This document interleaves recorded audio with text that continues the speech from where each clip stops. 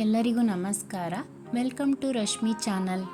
ನಾನು ತೋಟದಲ್ಲಿ ಹೋಗಿ ದಾಸವಾಳ ಹೂ ತರೋಣ ಅಂತ ಹೋಗ್ತಾ ಇದ್ದೀನಿ. ದಾಸವಾಳದ ಹೂನ ನಾವು ಸಾಮಾನ್ಯವಾಗಿ ದೇವ್ರ ಪೂಜೆಗೆ ಹಾಗೂ ಮನೆ ಅಲಂಕಾರ ಮಾಡೋದಕ್ಕೆ ಉಪಯೋಗಿಸ್ತೀವಿ. ಆದರೆ ಆಯುರ್ವೇದದಲ್ಲಿ ಇದರ ಹೂವು ಮತ್ತು ಎಲೆಗಳನ್ನ ಔಷಧಿಗಾಗಿ ಬಳಸ್ತಾರೆ. ದಾಸವಾಳದ ಹೂವಿನಿಂದ ಏನೆಲ್ಲ ಬೆನಿಫಿಟ್ ಇದೆ ಅಂತ ನೋಡೋದಾದರೆ, ಇದು BPನ ನಿಯಂತ್ರಿಸೋಕ್ಕೆ ಸಹಾಯ ಮಾಡುತ್ತೆ, ರೋಗ ನಿರೋಧಕ ಶಕ್ತಿಯನ್ನು ಹೆಚ್ಚಿಸುತ್ತೆ. ಇದರಲ್ಲಿ ವಿಟಮಿನ್ C ಅಂಶ ಯಥೇಚ್ಛವಾಗಿರುತ್ತೆ.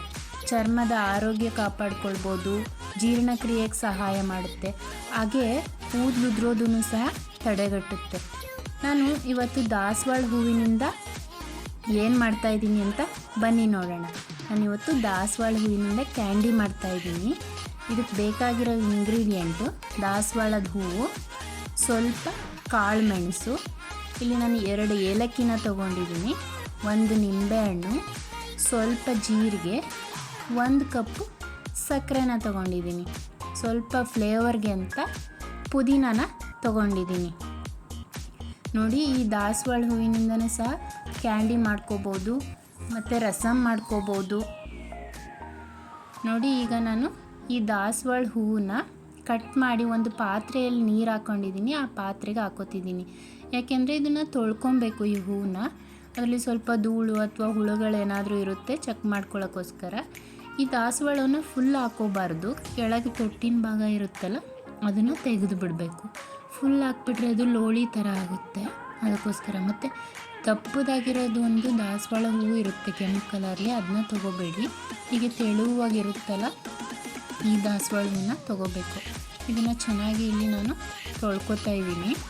ನಮಗೆ ಎಷ್ಟು ಕ್ಯಾಂಡಿ ಬೇಕು, ನಮ್ಮದು ಕ್ಯಾಂಡಿ ಮೋಲ್ಡು ಎಷ್ಟು ದೊಡ್ಡದಿದೆ ಅದರ ಮೆಜರ್ಮೆಂಟಿಗೆ ನಾವಿಲ್ಲಿ ನೀರನ್ನ ತೊಗೋಬೇಕು.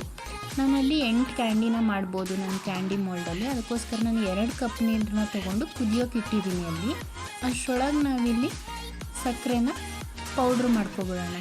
ಒಂದು ಮಿಕ್ಸಿ ಜಾರ್ಗೆ ನಾನಿಲ್ಲಿ ಸಕ್ಕರೆ, ಕಾಳು ಮೆಣಸು ಹಾಗೆ ಏಲಕ್ಕಿನ ಹಾಕಿ ಪೌಡ್ರ್ ಮಾಡ್ಕೊತಾ ಇದ್ದೀನಿ.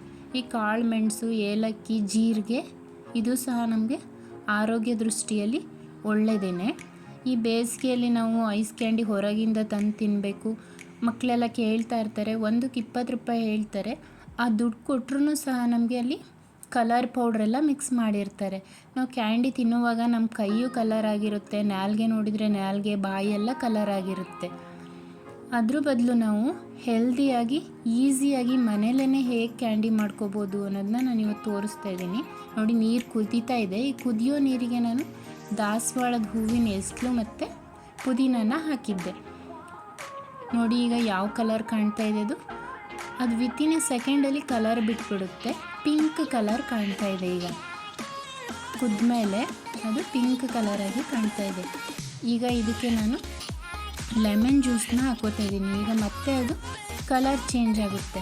ಆ ದಾಸವಾಳದ ಹೂವಿನ ರಸಕ್ಕೆ ನಾವು ಲಿಂಬೆಹಣ್ಣು ಹಾಕಿದಾಗ ಅದು ಫುಲ್ ರೆಡ್ ಕಲರಾಗಿ ಚೇಂಜ್ ಆಗುತ್ತೆ. ನೋಡ್ಬೋದು ನೀವೀಗ ಯಾವ ಥರ ರೆಡ್ ಕಲರ್ ಕಾಣ್ತಾ ಇದೆ ಅಂತ. ಹೂವಿನ ರಸಕ್ಕೆ ನಾನೀಗ ಸಕ್ಕರೆನ ಹಾಕಿ ಮಿಕ್ಸ್ ಮಾಡ್ತಾಯಿದ್ದೀನಿ. ನಾನು ಪೌಡ್ರ್ ಮಾಡಿ ಇಟ್ಕೊಂಡಿದ್ನಲ್ಲ ಅದನ್ನು ಹಾಕಿ ನೀರು ಜೊತೆಗೆ ಚೆನ್ನಾಗಿ ಮಿಕ್ಸ್ ಮಾಡಬೇಕು. ನಾವು ಇದನ್ನು ಹೀಗೆ ಜ್ಯೂಸ್ ಥರನೂ ಕುಡಿಬೋದು ಮತ್ತು ಕ್ಯಾಂಡಿನೂ ಮಾಡ್ಕೋಬೋದು. ಹಾಗೆ ಈ ದಾಸವಾಳ ಹೂವಿನಿಂದ ರಸಮ್ ಮಾಡ್ಕೋತಾರೆ, ಮತ್ತು ಟೀ ಮಾಡ್ಬೋದು, ದೋಸೆ ಮಾಡ್ಬೋದು, ಹೆಲ್ದಿ ಫುಡ್ಗಳನ್ನೂ ಸಹ ಮಾಡ್ಕೋಬೋದು. ನಾನೀಗ ಇಲ್ಲಿ ಕ್ಯಾಂಡಿ ಮೌಲ್ಗೆ ಆ ಜ್ಯೂಸನ್ನ ಹಾಕ್ತಾಯಿದ್ದೀನಿ. ಮಕ್ಕಳು ಹಾಗೂ ದೊಡ್ಡವರಿಂದ ಎಲ್ಲರೂ ಸಹ ಇದನ್ನು ಇಷ್ಟಪಟ್ಟು ತಿನ್ಬೋದು. ಮತ್ತು ಈ ಹೂವಿನ ಸೀಸನಲ್ಲಿ ಹೂವನ್ನ ಕಿತ್ತು ನಾವು ಒಣಗಿಸಿ ಪೌಡ್ರ್ ಮಾಡಿಟ್ಕೊಂಡ್ರೆ ನಮ್ಗೆ ಯಾವಾಗ ಈ ಹೂವಿನ ಸೀಸನ್ ಇರಲ್ಲ ಆವಾಗಲೂ ಸಹ ಯೂಸ್ ಮಾಡ್ಬೋದು. ಆನ್ಲೈನಲ್ಲೂ ಸಹ ಇದು ಸಿಗುತ್ತೆ ಪೌಡರು. ನೋಡಿ, ಈಗ ಕ್ಯಾಂಡಿ ಮೌಲ್ಡ್ಗೆ ಹಾಕಿ ರೆಡಿ ಮಾಡಿದ್ದೀನಿ. ಇದನ್ನು ನಾವು 8 ಅವರ್ಸು ಡೀಪ್ ಫ್ರೀಝರಲ್ಲಿ ಇಡಬೇಕು. ನಾವು ಬೆಳಗ್ಗೆ ಮಾಡಿದರೆ ಸಂಜೆಗೆ ಅದು ರೆಡಿಯಾಗಿರುತ್ತೆ, ಮಧ್ಯ ಮಧ್ಯ ತೆಗಿಬಾರ್ದು.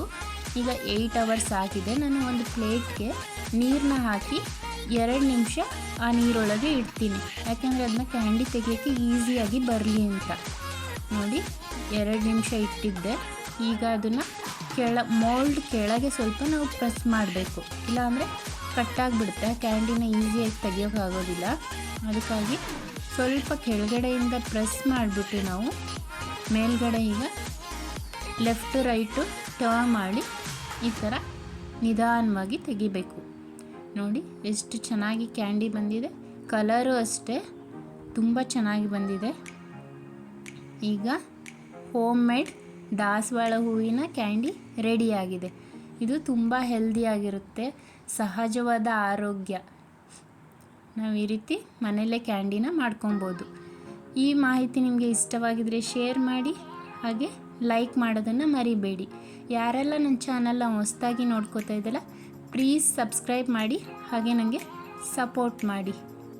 ದಾಸವಾಳ ಹೂವಿನಿಂದ ನಮಗೆ ಎಷ್ಟೆಲ್ಲ ಲಾಭ ಇದೆ ಅಂತ ನೋಡಿದ್ರಲ್ಲ ಫ್ರೆಂಡ್ಸ್. ಹಾಗೆ ಯಾರ ಮನೆ ಹತ್ರ ಎಲ್ಲ ಈ ಕೆಂಪು ದಾಸವಾಳ ಹೂವಿದೆ ಅನ್ನೋದನ್ನು ಕಮೆಂಟ್ ಮಾಡೋದನ್ನು ಮರಿಬೇಡಿ. Thank you.